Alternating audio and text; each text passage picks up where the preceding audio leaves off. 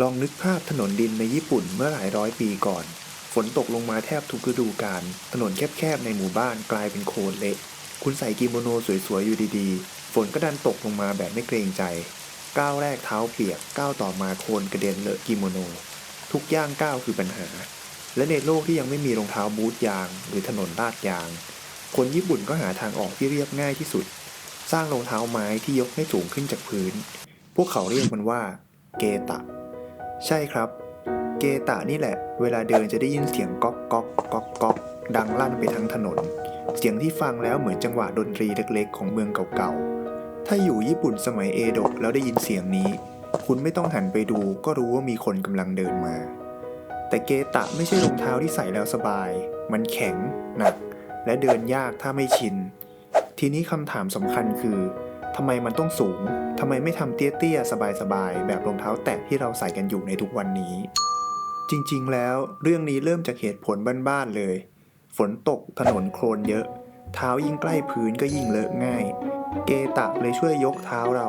ให้ลอยขึ้นจากความวุ่นวายทั้งหลายบนพื้น ไม่ว่าจะเป็นโคลน น้ำเสีย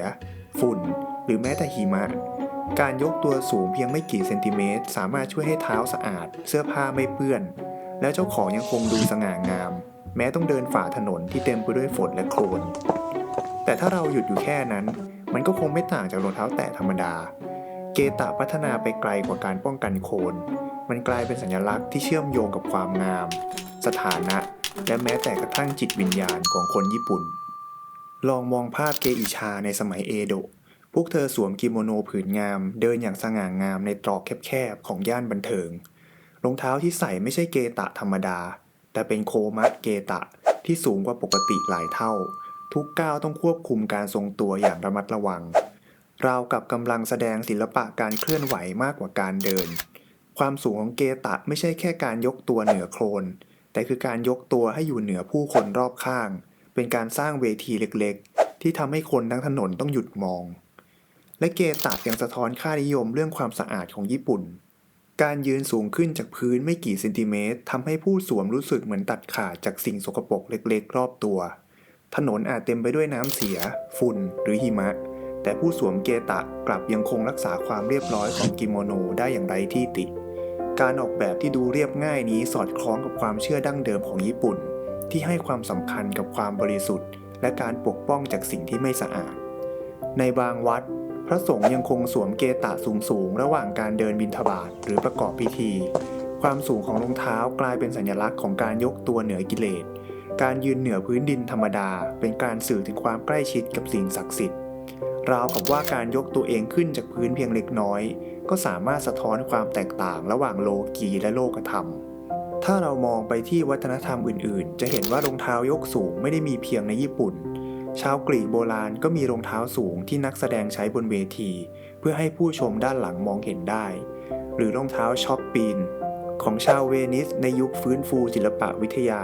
ที่บางคู่สูงเกือบครึ่งเมตรใช้เพื่อแสดงสถานะความร่ำรวยแต่สิ่งที่ทำให้เกตะไม่เหมือนใครก็คือมันไม่ได้เกิดขึ้นเพื่อโอ้อวดเพียงอย่างเดียวแต่มันผสมผสานประโยชน์ใช้สอยความงามและความหมายเชิงสัญลักษณ์เข้าด้วยกันอย่างลงตัวเมื่อเวลาผ่านไปถนนในญี่ปุ่นเริ่มปูด้วยหินและยางมะตอยความจำเป็นของเกตะในชีวิตประจำวันค่อยๆลดลงแต่มันไม่ได้หายไปเกตะยังคงปรากฏในเทศกาลพื้นบ้านในการสวมยูกาตะหน้าร้อนหรือในการแสดงศิลปะการละครแบบดั้งเดิมแม้ผู้คนจะมีรองเท้าแตะสมัยใหม่ที่เดินสบายกว่าแต่เสียงก๊อกก๊อกของเกตะก็ยังคงสร้างบรรยากาศย้อนยุคที่ไม่อาจแทนที่ได้มันคือเสียงที่เชื่อมผู้คนกับอดีตของตนเองและถ้าคุณลองใส่เกตะครั้งแรก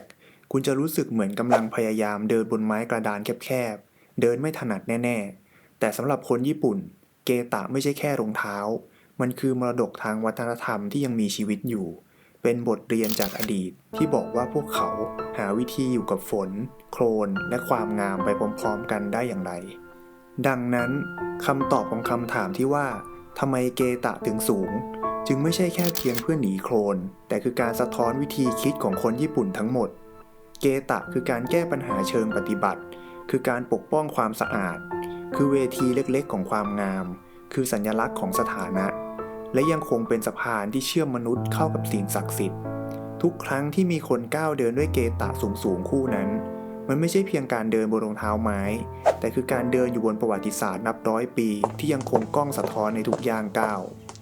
และบางทีนี่แหละคือความสูงที่แท้จริงของเกตะไม่ใช่เพียงไม้ไม่กี่เซนติเมตรที่ยกเท้าขึ้นจากพื้นแต่คือชั้นของความหมายที่ยกวัฒนธรรมทั้งวัฒนธรรมให้สูงขึ้นในสายตาคนทั้งโลกเสียงก๊อกก๊อกเล็กๆจึงไม่ได้เป็นแค่เสียงเดินธรรมดาแต่มันคือเสียงของประวัติศาสตร์ที่ยังคงก้าวเดินอยู่เคียงข้างเรา